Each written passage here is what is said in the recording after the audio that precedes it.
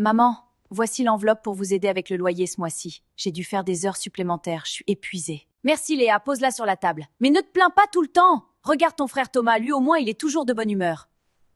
Mais Thomas ne travaille pas. Ça fait 2 ans qu'il joue à la console sur votre canapé.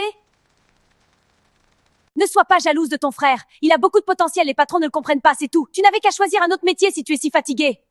Arrêtons-nous une seconde. Léa donne tout, mais c'est elle qui se fait crier dessus. Thomas ne fait rien, mais il est glorifié. Vu de l'extérieur, c'est absurde. Mais en psychologie, c'est une manipulation très précise. Bonjour, je suis Elisabeth. Aujourd'hui, on décode la dynamique de l'enfant doré et du bouc émissaire. Et on va comprendre pourquoi certaines familles protègent le raté en punissant l'enfant responsable.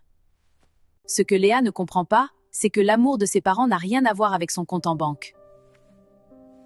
Dans les familles dysfonctionnelles ou avec des parents narcissiques, on distribue des rôles. Il y a le Golden Child, l'enfant doré, et le Scapegoat. Thomas, c'est l'enfant doré. Pour les parents, il est le miroir parfait. Ils ont décidé, souvent inconsciemment, qu'ils ne pouvaient rien faire de mal. Pourquoi ? Parce que si Thomas est parfait, cela veut dire qu'ils sont des parents parfaits. Ils projettent tout leur ego sur lui. Et de l'autre côté, il y a Léa. Léa est le bouc émissaire. Elle est la poubelle émotionnelle de la maison. Si Thomas échoue, c'est parce que le monde est méchant. Si Léa échoue, c'est parce qu'elle est incompétente. Les parents ont besoin que Léa ait tort, pour justifier le fait que Thomas ait toujours raison.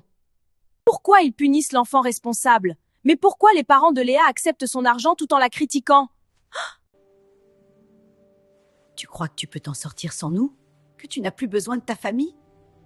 Léa est autonome, elle n'a pas besoin d'eux. Dans une famille saine, des parents seraient fiers. Mais dans une famille toxique, l'autonomie d'un enfant est perçue comme une menace. Ça leur prouve qu'ils n'ont plus de contrôle. Alors que Thomas, en restant dépendant à 25 ans, nourrit leur besoin de se sentir indispensable. En payant tes dettes et en t'hébergeant, je suis une bonne mère. Mais Léa paie les factures et moi je paie avec mon âme. C'est pour te protéger. En payant les dettes de Thomas et en l'hébergeant, la mère se sent comme une bonne mère, héroïque et sacrificielle. Regarde ton frère Thomas, il savoure sa part. Pourquoi ne peux-tu pas être comme lui, Léa ? C'est ça la différence entre la réussite et l'échec. Le pire dans cette histoire, c'est ce que ça détruit entre nous.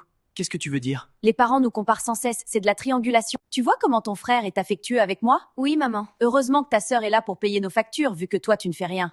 Résultat, Léa déteste Thomas parce qu'il a tout l'amour. Et Thomas déteste Léa parce qu'elle le fait se sentir incompétent. Alors, que doit faire Léa ? Que devez-vous faire si vous êtes dans cette situation ? Je dois arrêter de payer pour un amour que je ne recevrai jamais. Et c'est en fait une excellente nouvelle. Qu'elle achète un château à ses parents, elle ne sera jamais Thomas. Et c'est en fait une excellente nouvelle. Tu ne seras jamais l'enfant doré de cette famille ! Je ne veux plus être votre bouc émissaire. Ne pas être l'enfant doré d'une famille toxique est votre plus grande force. Ne pas être l'enfant doré d'une famille toxique est votre plus grande force.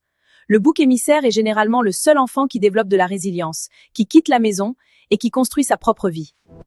Tiens mon chéri, des cookies tout chauds. Oh, merci maman. Vas-y, serre-toi mon grand. Je sais pas trop.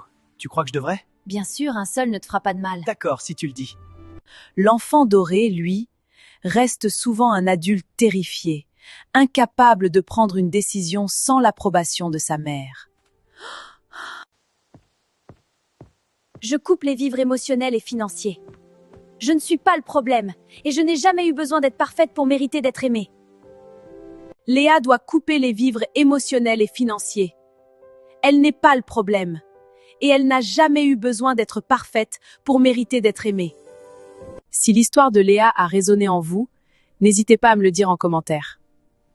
Abonnez-vous, c'était Elisabeth, et on se retrouve très vite pour un nouveau décryptage.